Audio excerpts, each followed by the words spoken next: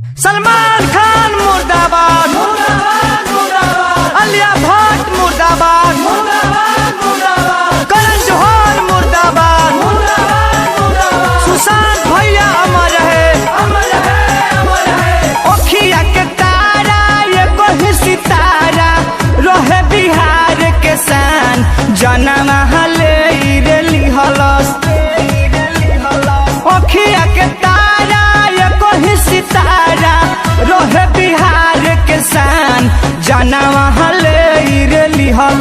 बहिन 14 सलमान जनम हले रेली हल, महाधर 14 सलमान जनम हले रेली हलस। आप लोग बिहार वासियों से मेरा एक हाथ जोड़ के विनती है कि सलमान खान का बॉलीवुड का फिल्म किसी भी पटना के थिएटर में नहीं लगना चाहिए। कि अपन फाटल करे जा कैसे सीब हो, कि हम सुशांत भैया के बिना नहीं जीब हो।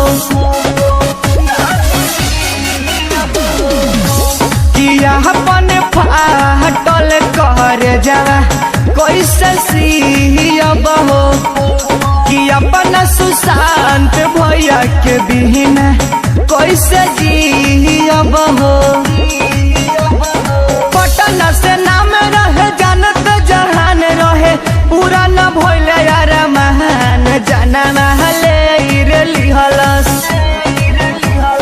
पटना से नाम रहे जानत जहान रहे, पूरा न भइले यार महान, जनम हले रेली हलस। बहिन 14 सलमान जनम हले रेली हलस, आलिया भट्ट सलमान जनम हले रेली हलस। सलमान खान मुर्दाबाद मुर्दाबाद मुर्दाबाद, आलिया भट्ट मुर्दाबाद मुर्दाबाद मुर्दाबाद, करण जौहर मुर्दाबाद मुर्दाबाद मुर्दाबाद, सुशांत भैया अमर है अमर है।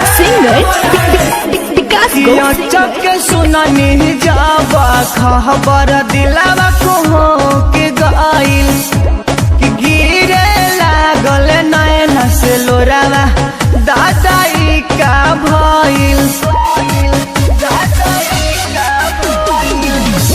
कि चक सुननी जाबा खबर दिलावा को के गइल, कि गिरे लागल नैन से लोरावा दादाई का भइल।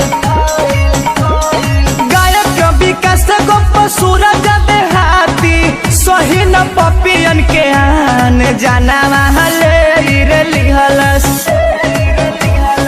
गायक विकास गोप सूरज देहाती सही न पपियन के आन, जनम हले रेली हलस। बहिन 14 सलमान जनम ले रेली हलस, महाधर 14